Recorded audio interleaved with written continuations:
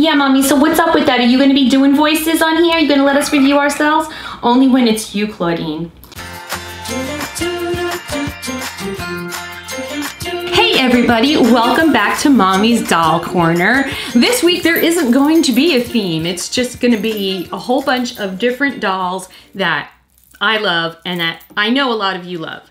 So, the first, as you can see from the title, for the first time on Mommy's Doll Corner, we have some Monster High dolls. So, if you do not know me from Mommy and Gracie Show, you don't know that the Mommy and Gracie Show started out as a Monster High doll review channel. We were obsessed with Monster High. I am still obsessed with Monster High. Definitely things have changed with Monster High over the years. We've had the reboot. We've had the introduction of dolls like this without articulation, which it's been controversial.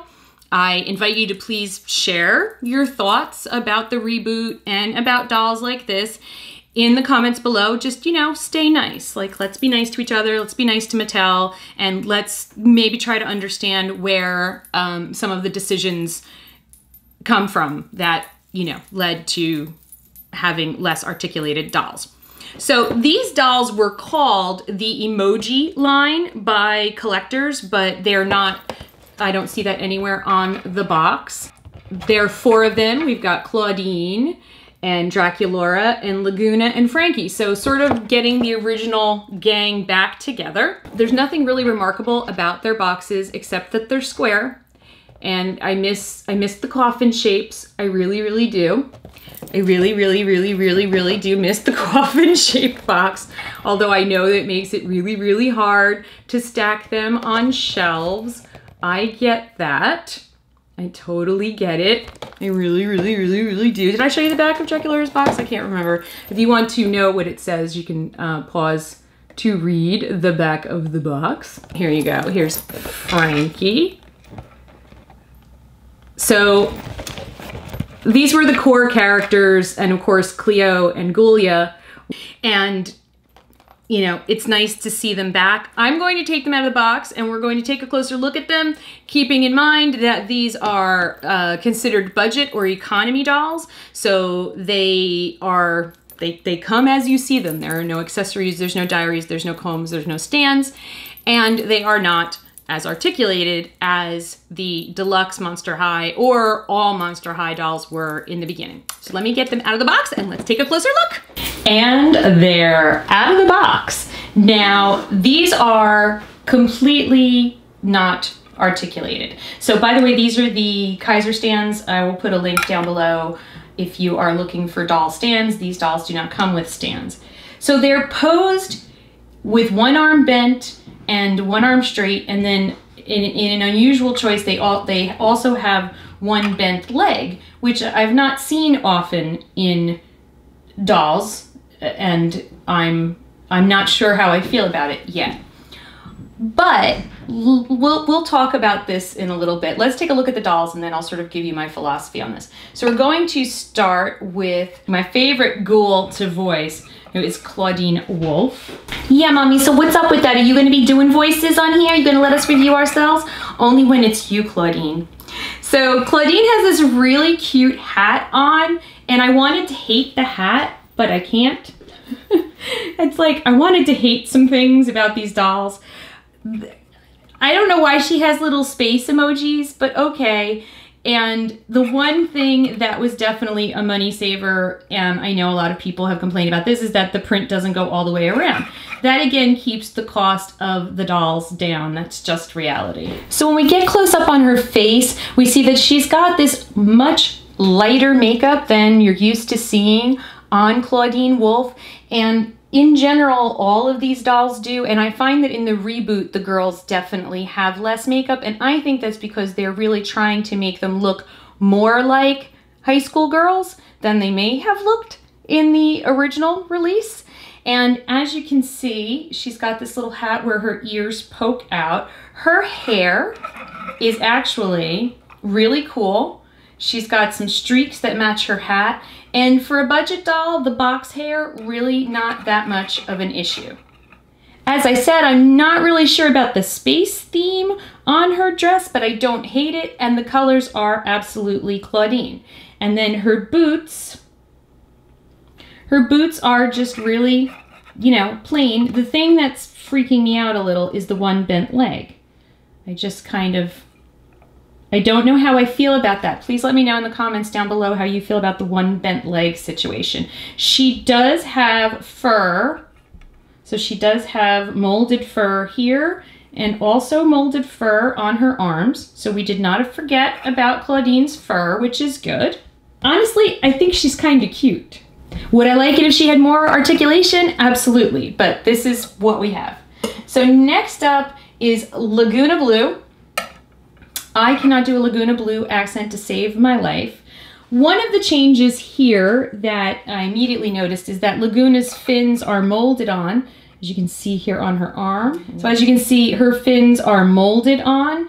And you know what? That works because we used to lose fins all the time. And we used to call it finnage. We had an actual term for it. Lagoona's face, particularly in this release, is one of the hardest for me to accept. Something looks flattened and mushy, or her forehead is too big. Something looks wrong, and it's particularly with this release more so than the other reboot dolls.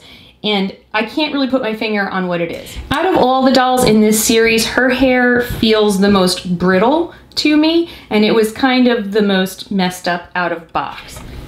I do really like the colors though. I like the colors of her earrings, which are really cute, and the colors on her dress are cute, and they make sense. See, these are like sea emojis, like there's blowfish and stuff, and that totally makes sense to me, whereas Clawdeen's didn't quite make sense to me. And her shoes really make sense to me. I believe, you know, we've used these shoes before, but that's okay. And I love that they're translucent. And then again, you'll see the finnage. You'll see the fins over here. I just overall am not, I can't get past the face. I'm having trouble with her face. So those of you who've been with Monster High from the beginning, you may remember that Frankie was sort of where it all started as far as the story and her coming to the new school. And I have been somewhat critical of her lack of dark makeup, but as I've grown more accustomed to it, I do feel like she looks much younger, and I think that was the look they were going for. I love that she still got like a super bright red lippy. And I love her eye makeup here. It's really simple, it's really cute, but then she's got the bright lip. That works perfectly for me.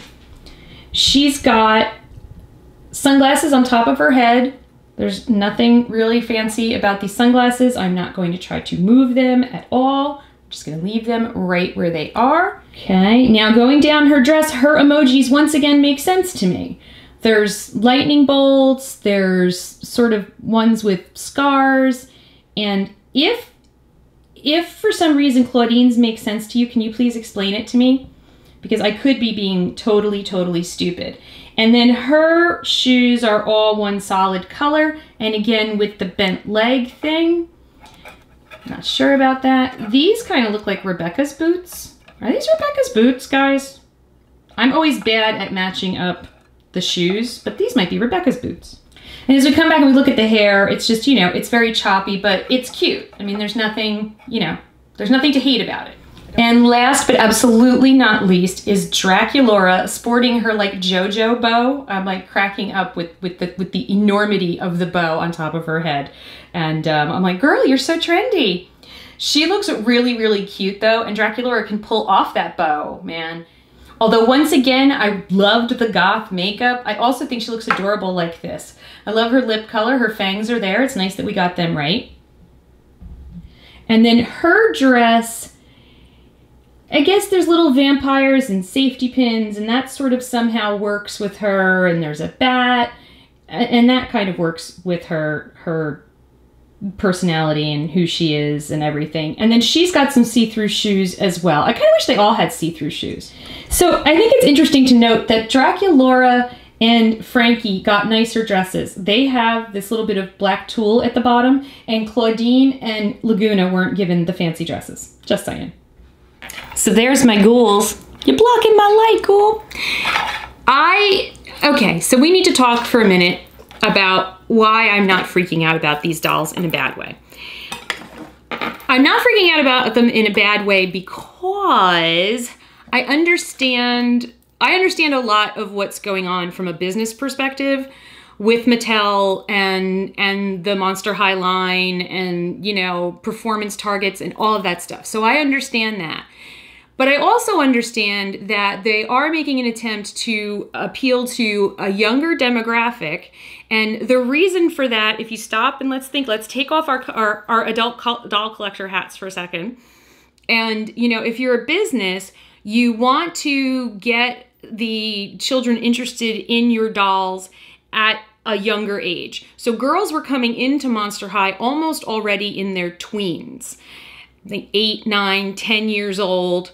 And then there was a very short window of time where predominantly they were still into dolls. So that wasn't a really long window for Monster High, whereas with Barbie, there are Barbies for all ages of children. So a Barbie, you know, you can get a simple, cheap, unarticulated Barbie and your kid can throw it around, can stomp on it, can do whatever they want with it. And then as they get older and they want the more advanced Barbies or the more articulated Barbies, or they want the made-to-move Barbie, so Barbie can grow with them. And Monster High needed to do that. So at this level of lack of articulation, sorry, that was my scissors, she was on top of. At this level of lack of articulation from a collector standpoint, it's like, oh, but from a parent standpoint, between the price point of this doll and the fact that the hands and arms aren't gonna fall off as soon as my kid starts playing with it, that really works for me. So I have to kind of look at all the different angles. Do I miss my super, super goth original Monster High dolls? Absolutely. Absolutely. I'm not gonna lie to you and say that I don't miss them. But I also understand the reboot, and I also, some of the dolls are growing on me. But I wanted to share them with you, show them to you, and I wanted to start the conversation about the reboot because I will be talking about Monster High here. I will be featuring Monster High dolls here along with all the other dolls, and I really wanted to get that conversation going. Remember, let's try to keep it friendly and not freak out too much. Yeah, but you can freak out, but be friendly. And in the meantime, I thank you so much to everyone who has subscribed. If you've not subscribed yet, please click over here above Draculaura's head or Clawdeen's head to subscribe. Click down here to watch another video, and I will see you again so soon. Love you. Bye.